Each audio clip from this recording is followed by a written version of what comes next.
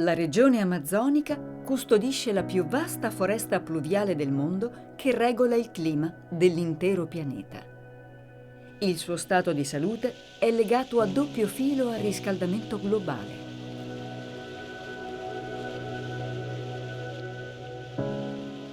La foresta pluviale immagazzina da 90 a 140 miliardi di tonnellate di CO2 e la sua continua distruzione provoca il rilascio nell'atmosfera di enormi quantità di questa sostanza, con conseguenze catastrofiche per l'ambiente.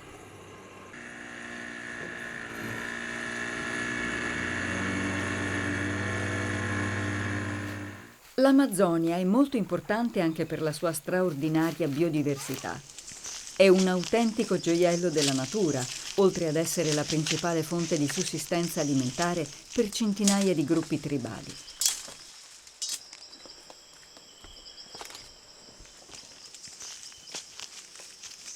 Fino ad oggi, quasi il 20% della foresta è già andato distrutto.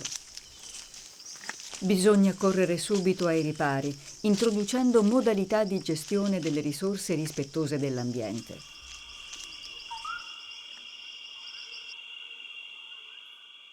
I pericoli maggiori sono rappresentati dal taglio indiscriminato degli alberi della foresta per l'industria del legno, ma anche dagli incendi incontrollati che bruciano migliaia di ettari. La situazione è aggravata dall'avanzare della siccità causata dai recenti cambiamenti climatici, che favorisce la diffusione del fuoco. Nel corso del 2019 l'aumento degli incendi è drammaticamente aumentato.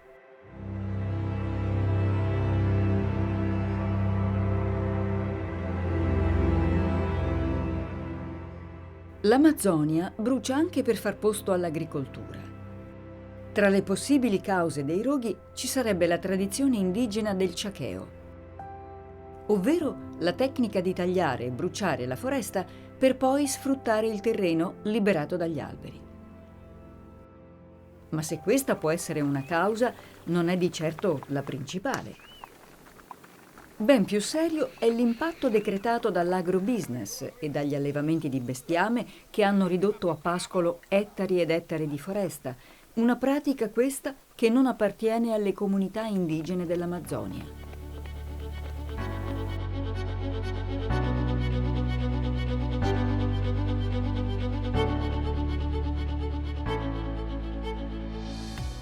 In Bolivia, l'Amazzonia ricopre quasi la metà della superficie totale del paese. È un territorio immenso che è stato sfruttato fin dalla metà del XIX secolo, mettendo a rischio la grande biodiversità e determinando una sempre crescente minaccia per le comunità indigene, relegate spesso in condizione marginale e di povertà. In alcune aree dell'Amazzonia boliviana si sta cercando di attuare una politica di difesa della foresta coinvolgendo le comunità locali e i campesinos. In questo processo di salvaguardia si inserisce il progetto Aillus, finanziato dalla cooperazione italiana e realizzato da un ampio partenariato territoriale che vede attori della regione del Veneto e della ONG COSPE collaborare con la ONG boliviana SIPCA e municipalità dei dipartimenti Beni e Pando. Alessandro è il coordinatore in loco. L'obiettivo del progetto è quello di promuovere lo sviluppo socio-economico delle comunità coinvolte a partire dalla creazione di opportunità di reddito e impiego per giovani e donne. Il punto di partenza è la grande biodiversità della foresta amazzonica. L'idea è quella di migliorare e rendere più sostenibili le filiere di prodotti tipici quali açaí, majo, tamarindo e noce dell'Amazzonia, migliorando quelle che sono le potenzialità delle attività tradizionali di queste comunità e di garantire il mantenimento della foresta.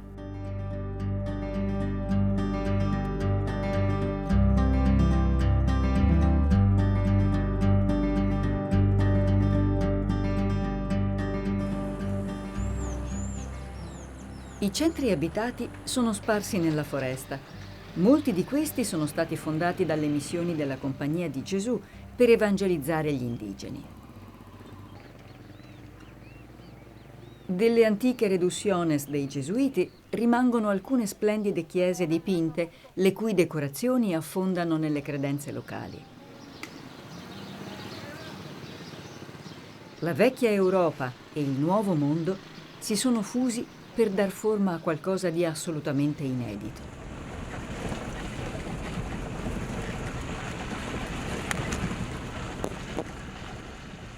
Nel Beni, fuori dai centri abitati, le comunità indigene vivono isolate e sparse nella foresta. Qui è fiorita la civiltà de Las Lomas, ovvero delle colline, legata al gruppo tribale dei Moxos. Sono piccoli nuclei che durante la stagione delle piogge sono difficilmente raggiungibili a causa della pessima qualità delle strade, che diventano molto fangose e scivolose e che complicano notevolmente gli approvvigionamenti e il commercio delle produzioni agricole locali.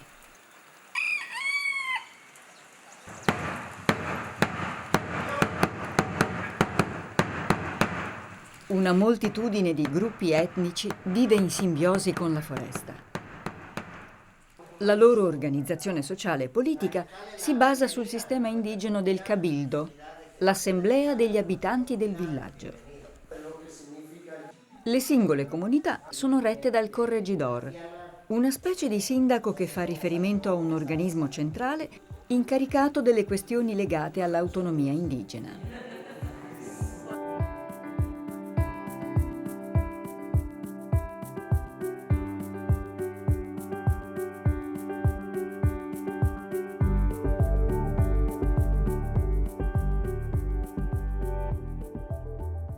Oliver è uno dei tecnici della ONG SIPCA che si occupa della realizzazione del progetto Aindus. Il progetto rafforza la conservazione e la gestione sostenibile delle risorse naturali e allo stesso tempo dà impulso all'implementazione dei sistemi agroforestali. Questo è il progetto Aindus. Il termine sistema agroforestale si riferisce all'integrazione di varie specie.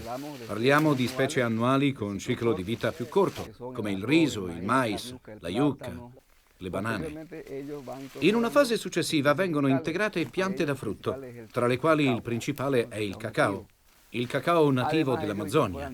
Nella stessa porzione di terra si piantano specie da frutto come agrumi e tamarindo, nonché altre piante da legname come l'amara, il cedro, la nargusta e altri alberi tropicali che crescono normalmente in questo ambiente. A questo insieme di differenti specie viene dato il nome di sistema agroforestale. Le famiglie all'interno di questo sistema di produzione fanno in modo di ottenere diversi prodotti per avere risorse economiche a beneficio dei vari membri. Nello stesso tempo, però, facendo così, pensano alle generazioni future, ai propri figli e ai nipoti.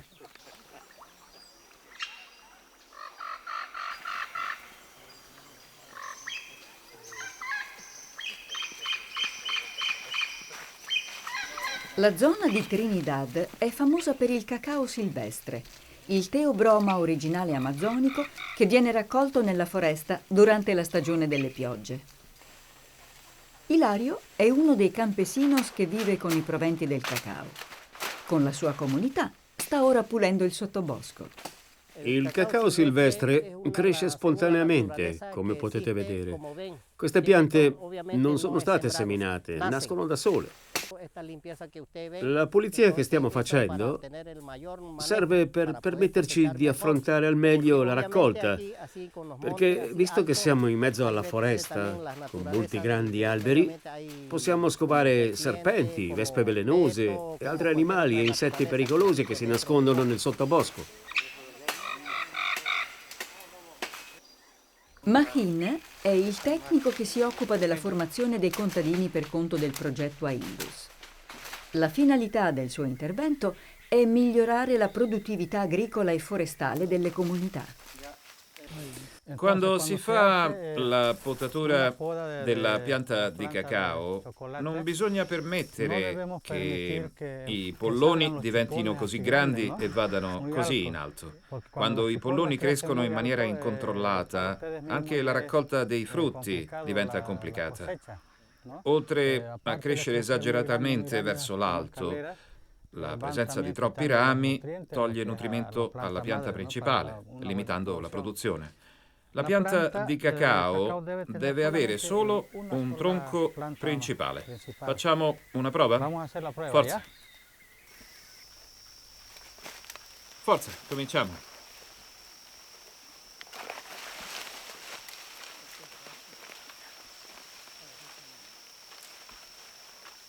Questo è un ramo che andiamo a tagliare.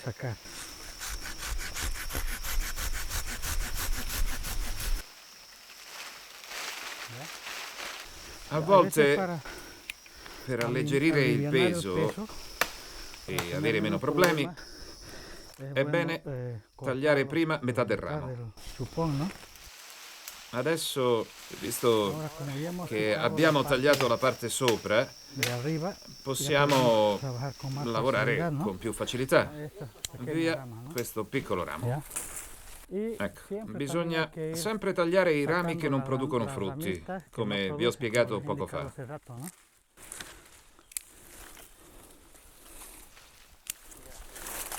Anche la luce è molto importante perché la pianta possa produrre le proprie sostanze nutritive, favorendo così una buona produzione di fiori.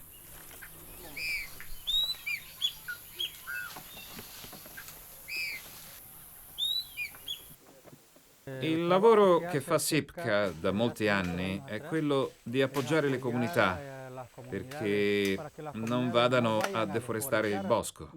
Il ciacheo non interviene su grandi estensioni. Questa tecnica è usata al massimo su un ettaro. Si valuta che mediamente si taglino circa 3.000 metri quadrati. Non è come da altre parti dove vengono bruciate grandi estensioni per coltivare il riso, il mais o per fare spazio al pascolo.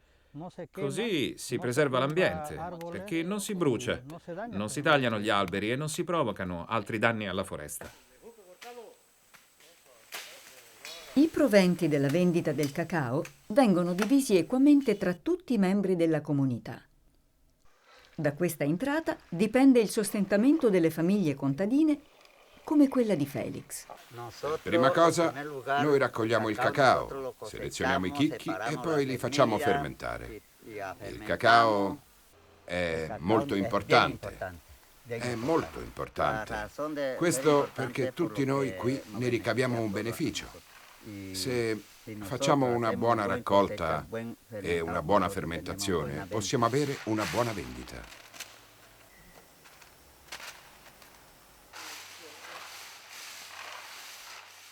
L'importanza di questo lavoro è il fatto che si mantiene la cultura delle comunità indigene locali. Queste piante di cacao vengono utilizzate da molto tempo. Nessuno ha seminato queste piante. Sono qualcosa di ancestrale, un beneficio di tutti.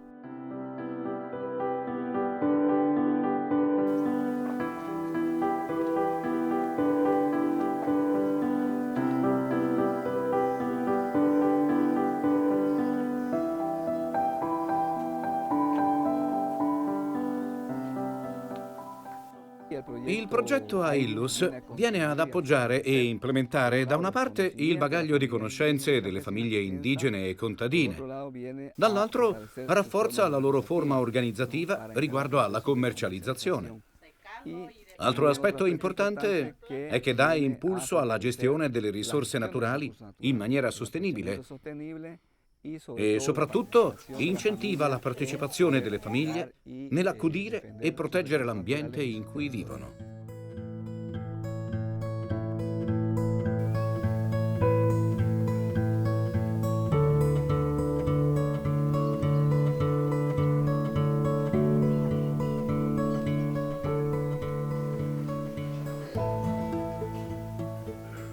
Anche i giovani sono coinvolti nella formazione prevista dal progetto, come la sedicenne Lilian. Io sono la segretaria del gruppo dei coltivatori di cacao di questa comunità. Quando andiamo nella parte di foresta dove ci sono le piante, ci organizziamo per ripulire il sottobosco e migliorare il nostro cacao. Quando i frutti sono piccoli, dobbiamo stare attenti che gli uccelli e le scimmie non li portino via. Siamo 13 soci, uomini e donne, che lavorano insieme. Noi principalmente produciamo la pasta di cacao che poi vendiamo. A me piace molto fare questo lavoro.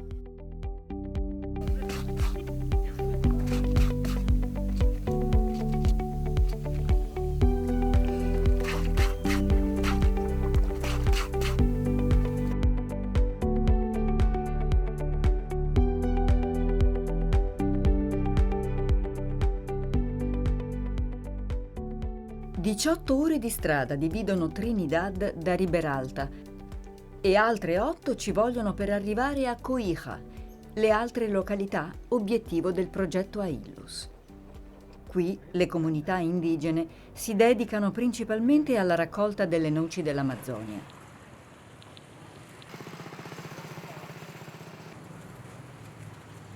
La noce è un altro regalo della natura. È il frutto della Bertollezzia eccelsa, un possente albero di 30-50 metri.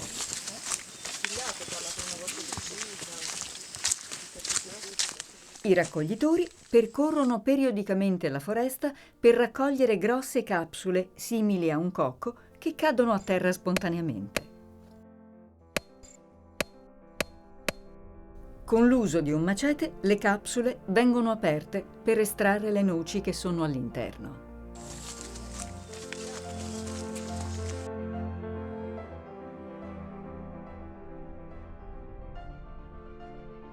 Successivamente, nei centri di raccolta, si procede alla sgusciatura manuale per mezzo di piccole presse azionate a mano.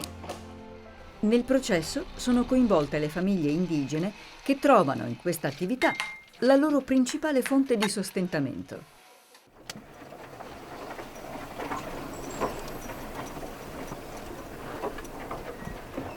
L'altro prodotto della foresta che rientra nel progetto è l'açaí.